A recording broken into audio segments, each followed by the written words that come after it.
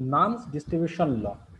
The distribution of solute into the two immiscible solvent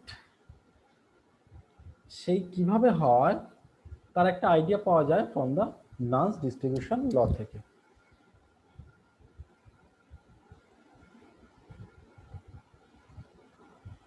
Okay.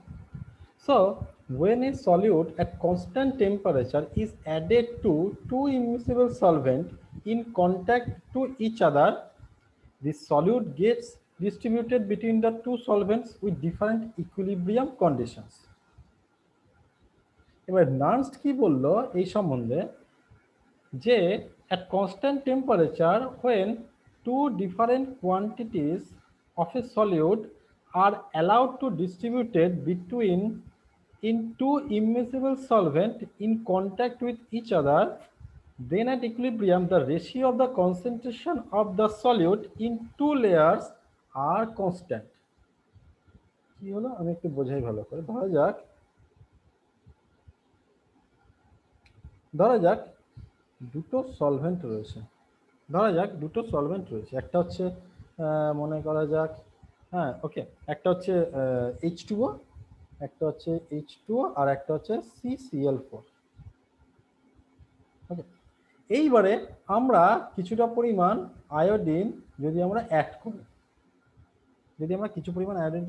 এবং ঝাঁকাচ্ছি, তাহলে কি হয়, iodine will be distributed between here and here, এখানেও আয়োডিনটা যাবে, এখানে আয়োডিন। তাহলে নার্নস্ট কি বললো, at constant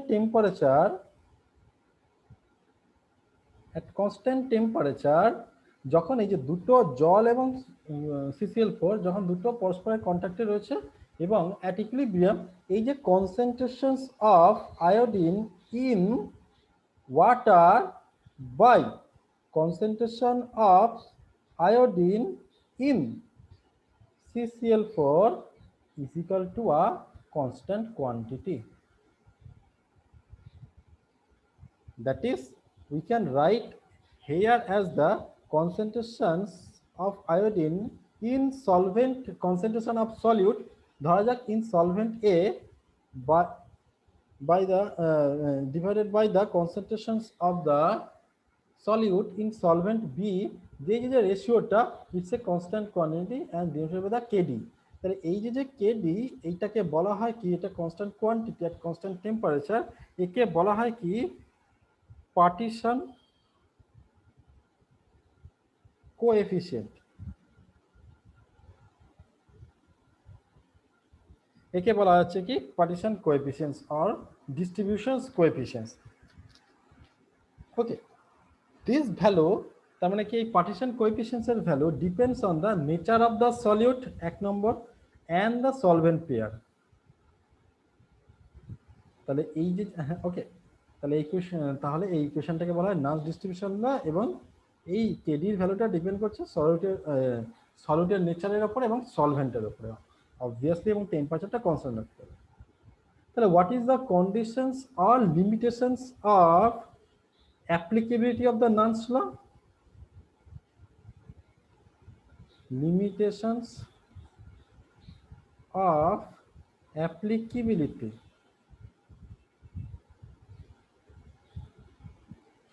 of Nernst law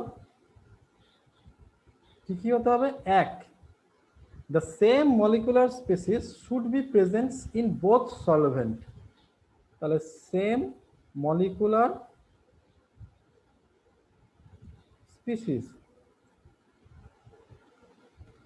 should be present in both solvent।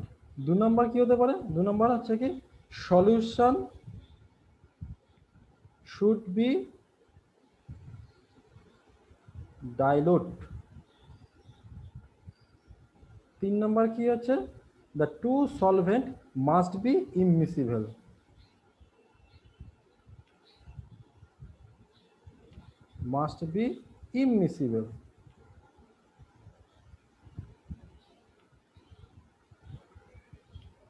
তাহলে যখনই এই কটা কন্ডিশন ফলো করবে, নট যখনই, বাট নার্নস্ট ডিস্ট্রিবিউশন ল ফলো করতে গেলে এই কটা কন্ডিশনকে ফলো করতে হবে।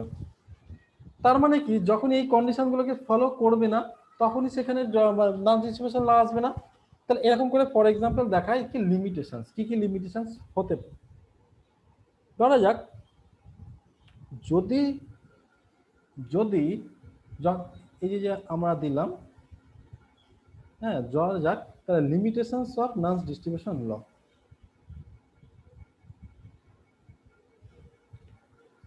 যদি সেই সলিউটটা কোনো একটা সলভেন্টের মধ্যে গিয়ে ডিসোসিয়েট বা অ্যাসোসিয়েশন করে যায়, তখন এর ক্ষেত্রে সেটা আবার প্রবলেম হতে পারে। In such cases, the ratio of the concentration of the undissociated molecules in the two solvents would be constant.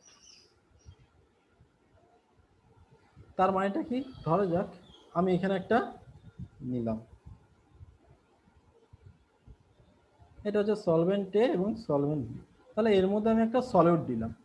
তাহলে ধরা যাক কন্ডিশন কি হতে পারে, যে সলিউটটা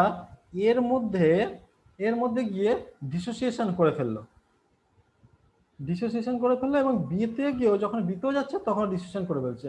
তাহলে সেক্ষেত্রে কি হবে, আনডিসোসিয়েট এটার কনসেন্ট্রেশনটা তখন গিয়ে রেশিওটা কনস্ট্যান্ট হবে আনডিসোসিয়েট স্পিসিসের। আবার এরকম হতে পারে, ধরা যাক যে কোনো একটাই গিয়ে ডিসোসিয়েট করে গেল, আর একটাই করলো না। মনে করা যাক ডিসোসিয়েট বা অ্যাসোসিয়েট যা করতে পারে, ধরা যাক এ এবং বি, তাহলে এ তে গিয়ে কিচ্ছু করলো না, কিন্তু বি তে গিয়ে ডিসোসিয়েশন করে ফেললো। তাহলে concentration of A by the concentration of in solvent B, কার কনসেন্ট্রেশন, আনডিসোসিয়েট স্পিসিসের বিটা কখন কনস্ট্যান্ট হয়ে যাবে। So this is the limitations. The limitations মানে কি, if মানে আমি প্রথমেই বললাম অ্যাপ্লিকেবিলিটিতে যে both are in contact with each other এবং the solute species should not be dissociated or undissociated or not reacted also. তাহলে যদি ডিসোসিয়েশন বা অ্যাসোসিয়েশন করে, তাহলে সেক্ষেত্রে আনডিসোসিয়েটেড যে মলিকিউলস রয়েছে তার রেশিওটা কনস্ট্যান্ট হবে। তাহলে ধরা যাক এরকম ভাবে আমি একটা দেখাচ্ছি ডিসোসিয়েশন, এবারে ডিস্ট্রিবিউশন ল, হ্যাঁ পুরো লিখছি না, in distributions of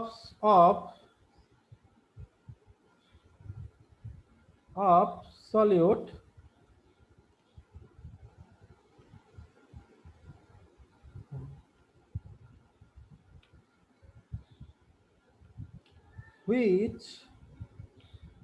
which dissociates in one solvent। ধরা যাক একই রকম ভাবে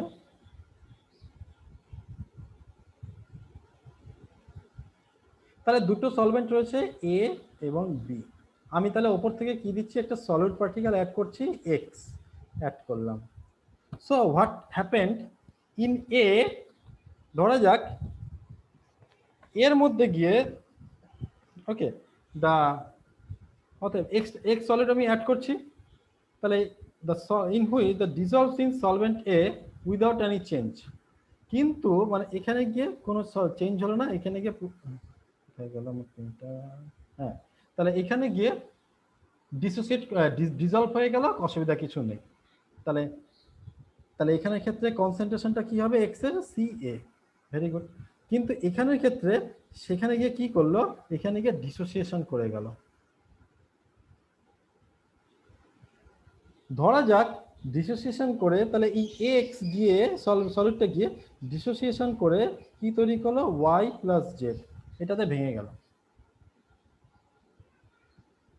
তাহলে তাদের ক্ষেত্রে কনসেন্ট্রেশনটা কি হবে, তাহলে কততে ভেঙে গেল, ধরা যাক ওয়াই এর কনসেন্ট্রেশনটা হচ্ছে সিবি ইন বিতে, জেডও তাহলে সিবিতে ভেঙে গেছে, হ্যাঁ, তাহলে এখানে এবং আলফা পরিমাণ সি ভেঙেছে, এবং এখানেও তাই, ধরা যাক আলফা পরিমাণ সিবি আলফা পরিমাণ জেড তৈরি করেছে এবং আলফা পরিমাণ ওয়াই তৈরি করেছে, হ্যাঁ, তাদের কনসেন্ট হচ্ছে আলফা সিবি, তাহলে কতখানি এক্স পড়ে রইল, 1 মাইনাস আলফা, কনসেন্ট্রেশনটা কত হচ্ছে তাহলে সিবি। তাহলে তাই যদি হয়, তাহলে নানস্টেট ডিস্ট্রিবিউশন ল অনুসারে তাহলে আনডিসোসিয়েট স্পিসিস কি আছে, তার মানে এটা হচ্ছে আনডিসোসিয়েট স্পিসিস, সেখানের ক্ষেত্রে তাহলে কি হবে, এই যে রেশিও অফ সিএ তো এখানে তো ডিসোসিয়েশন হয়নি, তাহলে এখানে যা আছে তা কনস্ট্যান্ট সেটা বাই হচ্ছে 1 minus alpha CB is equal to constant. বোঝা গেল? তাহলে এটা হচ্ছে mathematical expressions in this cases. Now consider যদি একই রকম ভাবে অ্যাসোসিয়েশন ঘটে, in this case the associations, আবারও ধরছি আমি, হ্যাঁ, তাহলে এই যে ধরা যাক এই একটা রয়েছে একই রকম ভাবে সলভেন্ট এ এবং সলভেন্ট বি, তাহলে এক্সটা আমি ডিস্ট্রিবিউটেড করলাম, কি হচ্ছে এখানে গিয়ে কিছুই হলো না, কিন্তু বিতে গিয়ে সেটা কি হলো অ্যাসোসিয়েশন করে গেল, মানে ধরা যাক এন পরিমাণ এক্স অ্যাসোসিয়েট করে ইন ইকুইলিব্রিয়াম এক্স এন তৈরি করলো। তাহলে আমরা যেরকম বলি না, যেমন ডাইমার ফর্মেশন করে, ফর এক্সাম্পল ফর্মিক অ্যাসিড, দুটো ফর্মিক অ্যাসিড মিলিয়ে ডাইমার করে একটা ফর্মিক অ্যাসিডের ডাইমার তৈরি করে, তেমনি তাহলে এন পরিমাণ ডাইমার নিয়ে এক্স এন তৈরি করবে। তাহলে কতটা পরিমাণ তৈরি করেছে, তার মানে এখানে যদি বলি তাহলে 1/n তৈরি হবে। if b the degree of dissociations, তার মানে কি হবে, এটা হবে b/n, কতটা পড়ে আছে cb, কতটা আছে কনস্ট্যান্ট cb, তাহলে এটার ক্ষেত্রে কি হবে, কতটা পড়ে আছে 1 মাইনাস b ইনটু cb। তাহলে এখানের ক্ষেত্রে তাহলে আমরা কি লিখতে পারি, আমরা তাহলে একই রকম ভাবে b মানে কি ডিগ্রি অফ অ্যাসোসিয়েশন, আর n মানে কি number of solute molecules that combine to form associations associated molecule xn। বোঝা গেল? তাহলে এইবার at equilibrium কনস্ট্যান্টটা তাহলে কি হবে, এই যে xn বাই হচ্ছে x two the power n is equal to k, k মানে হচ্ছে ইকুইলিব্রিয়াম কনস্ট্যান্ট, রিমেম্বার। ওকে, তাহলে এর ভ্যালুগুলো আমরা বসিয়ে দিচ্ছি, কি হচ্ছে এবার আনডিসোসিয়েটেড স্পিসিসের ভ্যালুগুলো আমরা তাহলে বসিয়ে দিচ্ছি, কি পাবো আমরা, এই যে বিটা বাই হচ্ছে n ইনটু সিবি বাই হচ্ছে 1 minus b CB to the power n is equal to K constant. তাহলে এখান থেকে আমরা একটু আরেকটু ভাঙতে পারি, হ্যাঁ, 1 মাইনাস বি ইন্টু সিবি, এটা আমরা কি পাবো, এটা পাবো হচ্ছে n রুট টু দি পাওয়ার এই যে বিটা সিবি বাই হচ্ছে n ইন্টু কে, কে হচ্ছে ইকুইলিব্রিয়াম কনস্ট্যান্ট। তাহলে আমরা পেয়ে গেলাম। এইবারে তাহলে নান্স ডিস্ট্রিবিউশন ল কি বলছে, নান্স ডিস্ট্রিবিউশন ল বলছে এই যে সি এ বাই হচ্ছে 1 minus beta CB is equal to হচ্ছে কেডি, কেডি মানে পার্টিশন কোএফিসিয়েন্টস, হ্যাঁ, কেডি মানে পার্টিশন করে ডিস্ট্রিবিউশন কনস্ট্যান্ট, তাহলে ডিস্ট্রিবিউশন কনস্ট্যান্ট আমরা পেয়ে যাচ্ছি। তাহলে এবারে সি এর মান, এই সরি, এবারে এই 1 মাইনাস বিটা এর মানটা যদি আমি এখানে বসাই, তাহলে আমরা কি পাবো, আমরা তাহলে কেডি সমান সমান পাবো, একটু ভেঙে লিখলে আমরা পাই হচ্ছে সি এ বাই হচ্ছে n to the power CB into to the power CB into, এটাকে একটু ভেঙে লিখলাম, n ইন্টু কে বাই হচ্ছে বিকে। নাও at a particular temperature, at a constant temperature, মানে বা at a particular temperature, কি হচ্ছে এই ভ্যালুটা পুরো কনস্ট্যান্ট, মানে কি একটা পার্টিকুলার টেম্পারেচারে এত মোলস তৈরি হবে, এটা হচ্ছে ইকুইলিব্রিয়াম কনস্ট্যান্ট, আর এত ডিগ্রি অফ অ্যাসোসিয়েশন হবে, তাহলে এই পুরো ভ্যালুটা হচ্ছে তোমার সেটা আছে এন কে বাই বিটা কে হচ্ছে তোমার constant value, particular temperature this is the constant value. So তার মানে সেখানের ক্ষেত্রে কি হবে, তাহলে নান্স ডিস্ট্রিবিউশন লার ক্ষেত্রে তাহলে কেডি ইজ ইকুয়াল টু, তাহলে আমরা কি পাবো, ইজ ইকুয়াল টু জাস্ট আমরা পাবো সিম্পলি কনসেন্ট্রেশন হবে n রুট ওভার হচ্ছে সিবি। তার মানে কি হলো, এটা হচ্ছে কনস্ট্যান্ট ভ্যালু, তার মানে এটা কি হলো কনসেন্ট্রেশন অফ দ্য এ, যতগুলো n হচ্ছে number of molecule, number of solute molecules that combine to form association, সেই কতগুলো number of solute molecule association করেছে এবং তার কনসেন্ট্রেশন হয়ে গেল। তাহলে এইভাবে আমরা নান্স ডিস্ট্রিবিউশন লটা আমরা কিভাবে একটা মলিকুল ডিস্ট্রিবিউটেড করে সেটা আমরা নান্স ডিস্ট্রিবিউশন ল থেকে আমরা ইজিলি পেয়ে গেলাম।